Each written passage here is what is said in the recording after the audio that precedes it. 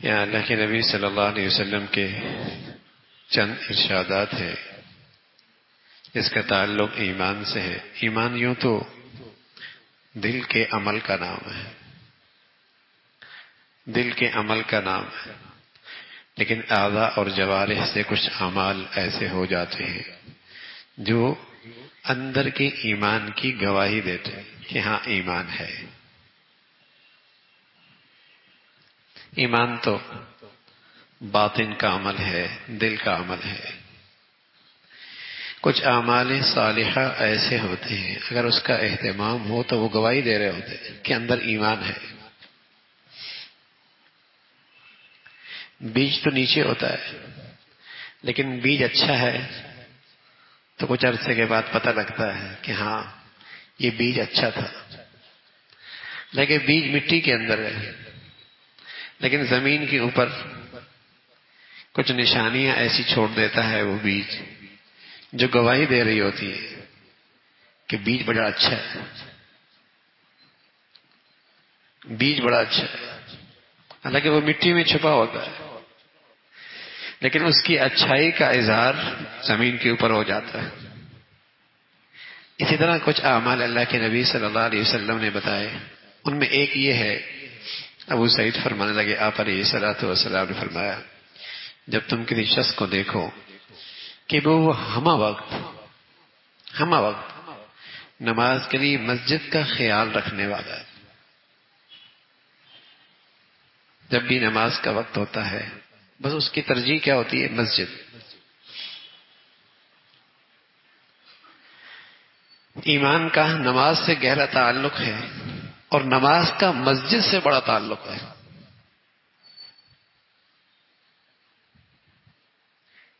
نماز کا ایمان سے بڑا تعلق ہے اور نماز کا مسجد سے بڑا تعلق ہے۔ تو آپ علیہ الصلوۃ والسلام فرمانے لگے جس شخص کو تم دیکھو کہ وہ ہمہ وقت نماز کے لیے مسجد کا خیال رکھنے والا ہے تو اس کے متعلق آپ ایمان کی گواہی دے سکتے ہو۔ باوجود ہے کہ ایمان ایک اندر کی چیز ہے، لیکن تم بتا سکتے ہو کہ یہ ایمان والا ہے، کیونکہ اللہ کا ارشاد ہے کہ حقیقت میں خدا کی مسجدوں کو وہی لوگ آباد کر سکتے ہیں جو اللہ تعالیٰ پر اور قیامت پر ایمان رکھتے ہیں، نماز پڑھتے ہیں، زکوٰۃ دیتے ہیں۔ انما یامر مساجد اللہ من آمن باللہ والیوم، کہ مساجد کو کون لوگ آباد کرتے ہیں؟ جو ایمان والے ہوتے ہیں۔ تو ہمہ وقت نماز کے لیے مسجد کا اہتمام یہ ایمان کی علامت ہے۔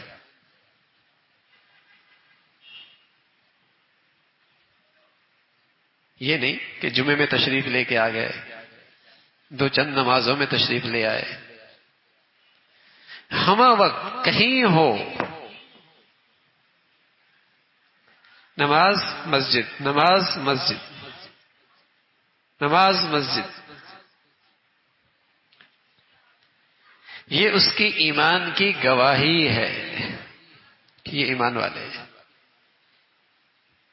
نماز کا اہتمام، مسجد کا اہتمام۔ اللہ کے نبی صلی اللہ علیہ وسلم بیمار تھے اور بیماری میں صحیح طور پہ اپنے پاؤں پہ چل بھی نہیں سکتے تھے۔ دو صحابہ رضوان اللہ اجمعین، دو صحابی آپ کے دونوں طرف، آپ کے کندھے، آپ کا کندھے ان کے کندھوں پہ، آپ کے ہاتھ دونوں طرف، اور ان کے سہارے آپ مسجد تشریف لے کے جا رہے ہیں۔ سبحان اللہ۔ امت کو سبق دیا اپنے عمل سے کہ مسلمان کی مسجد اور نماز سے کتنا گہرا تعلق ہے۔ نماز کا مسجد سے کتنا گہرا تعلق ہے۔ دو آدمیوں کے سہارے امام الانبیاء ہیں، محمد رسول اللہ ہیں، مسجد تشریف لے کے جا رہے ہیں۔ تو ایمان کی ایک بڑی علامت ہے کہ ہمہ وقت نماز کے وقت مسجد کی فکر ہو، مسجد میں حاضری ہو، مسجد میں اہتمام ہو. جب مسلمان ایسا کیا کرتے تھے نا، جیسے ماشاء اللہ جمعے میں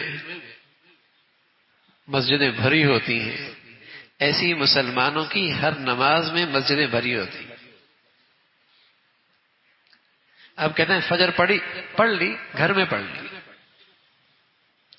اور پھر ایسا ایسا یہ گھر میں پڑھنے والا بیچارہ ایسا ایسا پھر جب اٹھتا ہے تو نماز پڑھتا ہے. کبھی 8 بجے ہو رہی ہے، کبھی 9 بجے ہو رہی ہے، کبھی 10 بجے ہو رہی ہے، اور پھر آتا ہے کہ اس کی ضرورت تھی، پھر اس کی بھی توفیق نہیں ہوتی. پہلے مسجد چھوٹی، جماعت چھوٹی، پھر نماز چھوٹی، پھر قضا ہوئی، پھر بالکل ہی چھوٹ گئی، پھر بالکل ہی چھوٹ گئی.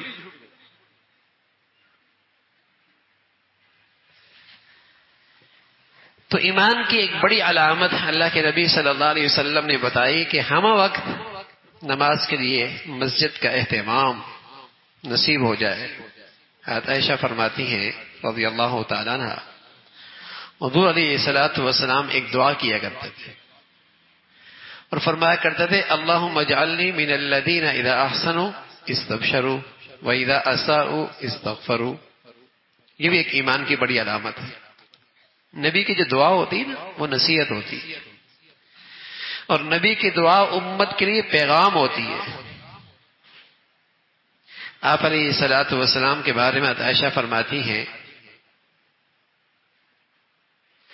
کہ آپ یہ دعا کیا کرتے، اے اللہ مجھے ان لوگوں میں شامل فرما جو نیک کام کریں تو خوش ہوں، اور جب برا کام ہو جائے تو استغفار کریں.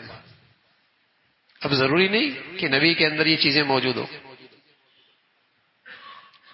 لیکن اس میں جو اچھائی ہے نبی اسے پسند کر رہا ہے.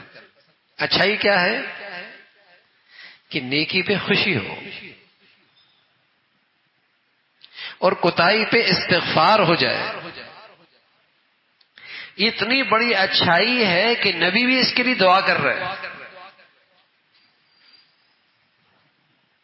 نبی برائیوں سے تو پاک، لیکن اس میں جو اچھائی ہے کہ نیکی کی توفیق ہو جائے تو خوشی ہو جائے،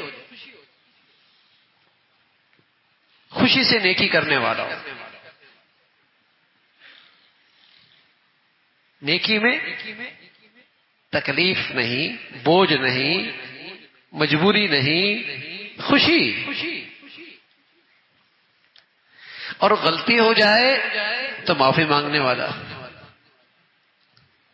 یہ اللہ کو بڑا پسند ہے. یہ ایمان کی علامت ہے. آپ علیہ الصلوۃ والسلام سے پوچھا گیا یا رسول اللہ ایمان کا پتہ کیسے لگے گا؟ ایمان کا پتہ کیسے لگے گا؟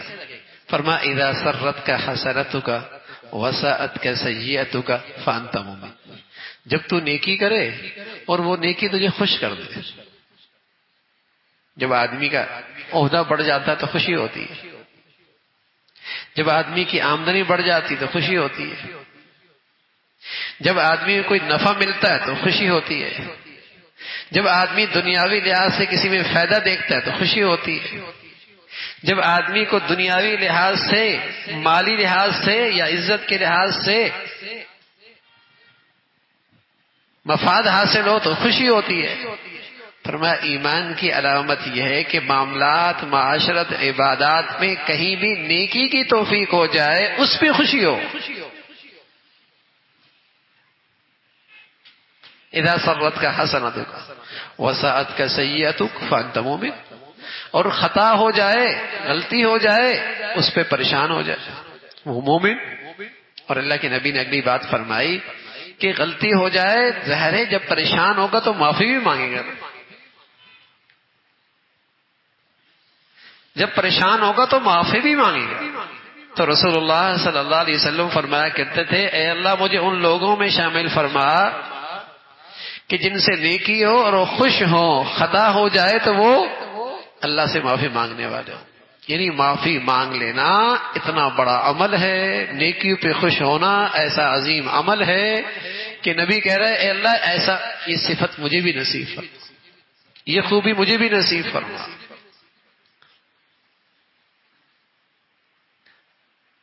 شیطان گناہ تو کرا دیتا ہے لیکن ساتھ مایوس بھی کر دیتا ہے کہ کیا بار بار تو معافی مانگے گا،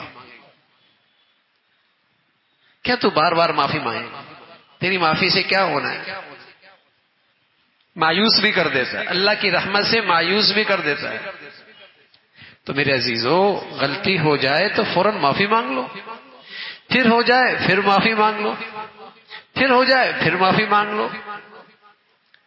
کبھی آدمی کپڑا پہننا اس لیے نہیں چھوڑتا کہ گندے ہو جاتے، کھانا کھانا اس لیے نہیں چھوڑتا کہ پھر بھوک لگ جائے گی،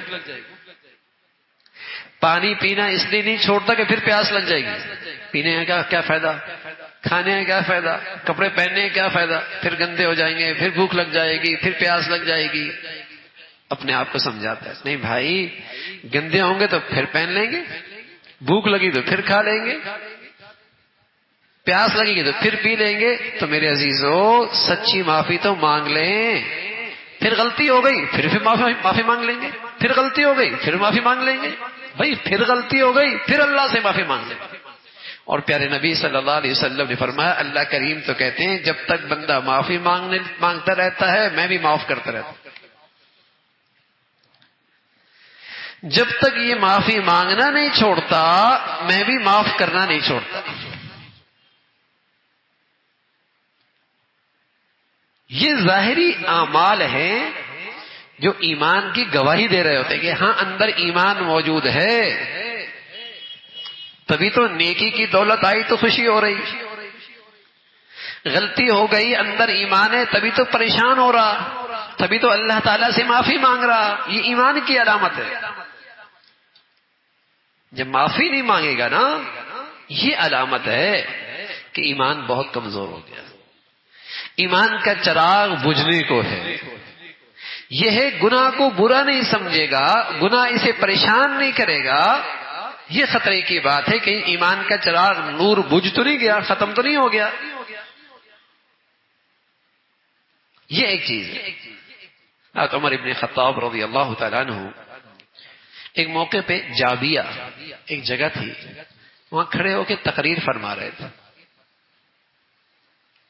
فرمانے لگے جیسے آج میں تمہارے سامنے تقریر کر رہا ہوں، اسی طرح اللہ کے نبی صلی اللہ علیہ وسلم بھی ہمارے سامنے ایک دن تقریر کر رہے تھے کھڑے ہو کر، اور آپ نے یوں فرمایا کہ میرے صحابہ کے ساتھ ہمیشہ اچھا سلوک کرنا، اور ان لوگوں کے ساتھ جو ان کے بعد آئیں گے تابعین، اور ان لوگوں کے ساتھ جو ان کے بعد آئیں گے تبع تابعین، صحابہ تابعین تبع تابعین، ان کے ساتھ اچھا سلوک کرنا. یعنی مطلب یہ کہ ان کی عقیدت، ان کی محبت، ان کا احترام، ان پر اعتماد، یہ اللہ کے نبی نے ہمیں نصیحت فرمائی. پھر فرمایا ایک زمانہ آئے گا کہ جھوٹ رائج ہو جائے گا، کھلا مکھو جھوٹ، اور نوبت یہاں تک آئے گی کہ آدمی سے گواہی طلب کرنے سے پہلے ہی وہ جھوٹی گواہی دے دے گا. کسی نے گواہی مانگی نہیں، وہ جھوٹی گواہی دینے کے لیے تیار ہے. کسی نے قسم کا تقاضا کیا نہیں، جھوٹی قسم کھانے کے لیے تیار بیٹھا ہے. اتنا جھوٹ رواج پا جائے. پھر آپ علیہ الصلوۃ والسلام نے فرمایا ہمیشہ حق والوں کی جماعت کے ساتھ رہنا، اکیلے نہ ہونا، اس لیے کہ اکیلے شخص کے ساتھ پھر شیطان ہوتا ہے. پھر فرمایا تم میں سے کسی شخص کو کسی غیر محرم عورت کے ساتھ تنہا ملنا نہ چاہیے، کیونکہ شیطان آ کر اس میں تیسرا بن جاتا. تنہائی خلوت میں کسی اجنبی عورت سے، کسی غیر محرم سے، چاہے وہ بیوی کی بہنی کیوں نہ ہو، چاہے وہ بیوی کی بہنی کیوں نہ ہو، غیر محرم ہے، غیر محرم ہے. فرمایا اگر خلوت ان دونوں کو مل گئی تو پھر تیسرا شیطان ہوگا. اور پھر شیطان کیا کرے گا؟ بس اوقات ساری زندگی کی رسوائی بن جاتی ہے، بس اوقات ساری زندگی کی ذلت بن جاتی ہے. بس اوقات ساری زندگی شرمندگی کا داغ زندگی پہ لگ جاتا ہے، خلوت نہیں. جوان بیٹیاں، ٹیوشن پڑھانے والا سر خلوت میں بیٹھے،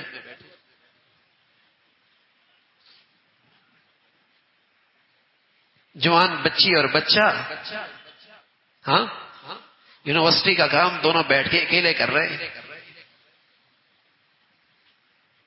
اب تو جب جوڑیاں بنائی جاتی ہیں نا یونیورسٹیوں میں تو لازمی ہوتا ہے کہ لڑکے کے ساتھ لڑکی ضرور ہوگی، تاکہ ان کے اندر جو شرم و حیا کے جراثیم ہے نا، ان کے نزدیک تو جراثیم ہے نا، بیماری ہے، کسی طرح ختم ہو جائے. شرم و حیا رہی نہیں. اور اللہ کے نبی فرمایا کرتے تھے، بلکہ اللہ کے نبی فرمایا کرتے تھے، تمام نبی کہا کرتے تھے، یہ بات سارے نبیوں کی ہے، اذا فاتک الحیا ففعل ما شئت، جب حیا نہ رہے تو پھر کچھ بھی کر لے، پھر کچھ بھی کر لے. تو اللہ کے نبی صلی اللہ علیہ وسلم نے ہمیں خطاب کیا، تقریر کی اور یہ نصیحتیں فرمائیں کہ جب کسی غیر محرم کے ساتھ تنہائی ہوگی تو خیال رکھنا، تیسرا شیطان ہوگا اور دلوں میں برائی کے وسوسے ڈالے گا. اور جس شخص کو اپنی بھلائی بھلی لگے، جس شخص کو اپنی بھلائی بھلی لگے اور برائی برے لگے، بلا شبہ وہ ایمان والا ہے. یہ بات نصیحت تقریر کر کے یہ سارے نصائح فرمائے اور ساری یہ رہنمائی فرمائی اور پیغام دیا. آخر میں ایک بات جو ہم کہہ رہے تھے کہ جب آدمی کو اپنی نیکی اور اچھائی بھلی لگے، خوش ہو جائے، نیکی کی توفیق مل گئی، اور برائی بری لگے، کیوں ہوگی مجھ سے یہ؟ جیسے پخانا برا لگتا ہے نا کپڑوں پہ، پخانا برا لگتا ہے نا، ایسے ہی اگر دل پر گناہ کی گندگی آ گئی، ایسے ہی برا لگے، پخانا برا لگتا ہے. کتنا آدمی کو تکلیف ہوتی ہے. ہاں کوئی آدمی گندا ہی ہو تو اسے برا نہیں لگے گا، ورنہ تھوڑی سی بھی نفاست ہوگی، انسانیت کا مزاج ہوگا تو ظاہر ہے گندگی بری لگے گی، کپڑوں پہ لگے گی. تو ایسی فرمایا اگر برائی اسے بری لگ رہی ہے، رسول اللہ صلی اللہ علیہ وسلم بلا شبہ یہ ایمان والا ہے، یہ ایمان کی علامت. تو ایمان تو اندر کا نام ہے، لیکن کچھ یہ ظاہری اعمال ہیں جس سے تصدیق ہوتی ہے کہ الحمدللہ ایمان موجود ہے. اللہ رب العزت ہمیں باطن کا ایمان بھی نصیب فرما دے اور ظاہر کے لحاظ سے بھی ایمان والے اعمال نصیب فرمائے.